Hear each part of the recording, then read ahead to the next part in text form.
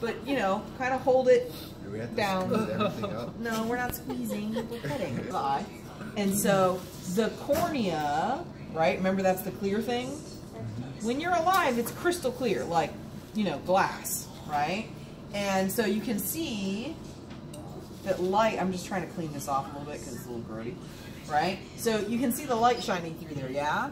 Okay. So that opening that's kind of ovalish opening is called the pupil, right? And so when you look at our eyes, when you look at each other's eyes, right, you see white, the sclera, you see color, that color is called the iris, okay? And the iris is not on the surface of your eye, it's behind your cornea, but because your cornea is clear, you can see the iris, right? So everybody's irises are brown or blue or green or hazel or whatever color your eyes are, right? That's your iris, okay?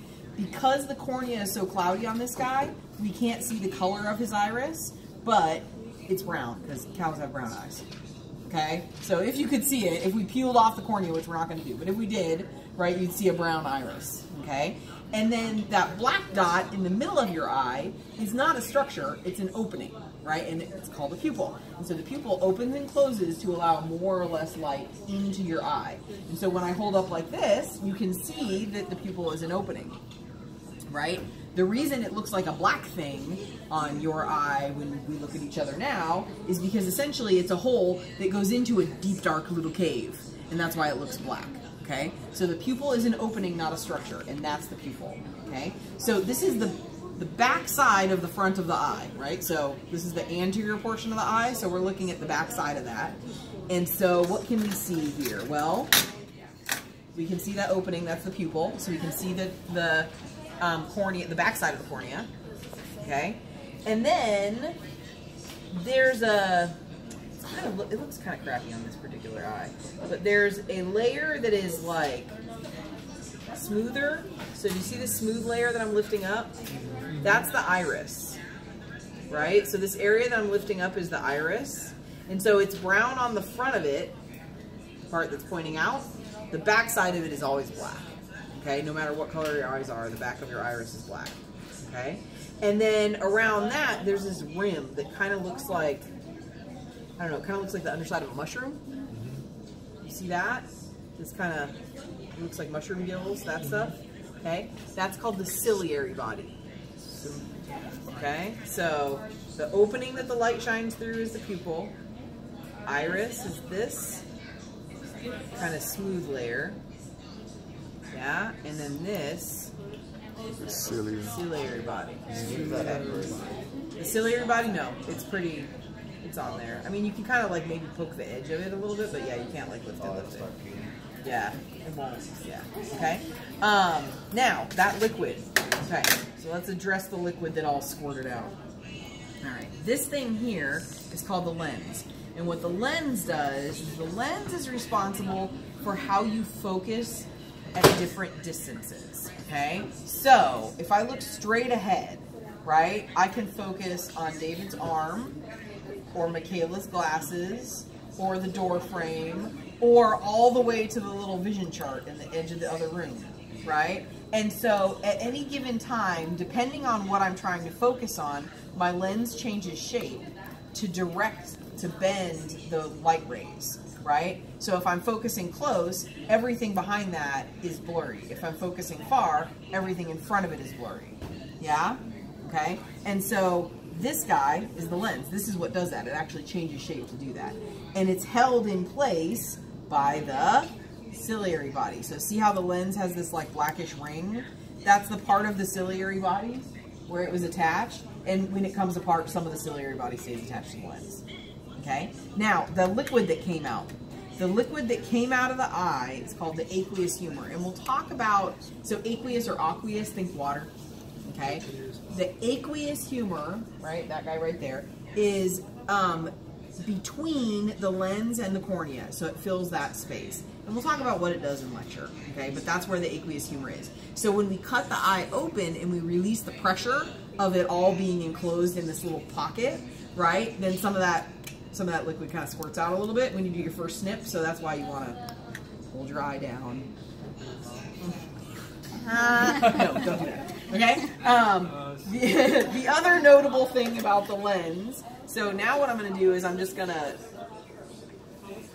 right? So I'm cleaning off the back of the lens, right? So this is the lens. It kind of looks like a marble. Yeah, thanks for reading grapes for me. Thanks for that. Thanks for that. Right, so there's the lens.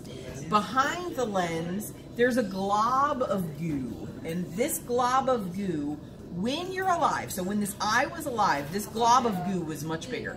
It's called the vitreous humor. So aqueous humor is watery. The vitreous humor is like jello, okay? And the vitreous humor is on the back of the lens. And what the vitreous humor does is it fills up the entire posterior part of the eye. So this is the whole back part of the eye, okay? So, now let's look at the back part for a second. So there's, you know, our fat and muscle and whatever, and then our sclera. Remember the sclera is the white of the eye? So do you guys see the sclera? You're pointing at the sclera. Okay. Now, if we work our way in from the sclera, there's a black layer.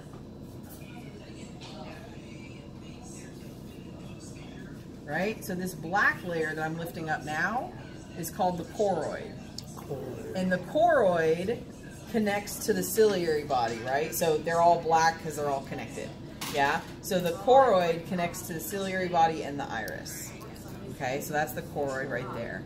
You will also notice there is a beautiful blue. That's weird.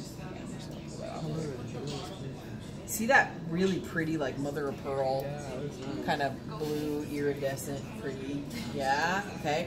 That structure is on the front of the choroid, and it's called the tapetum lucidum, right? It's in here, okay, tapetum lucidum.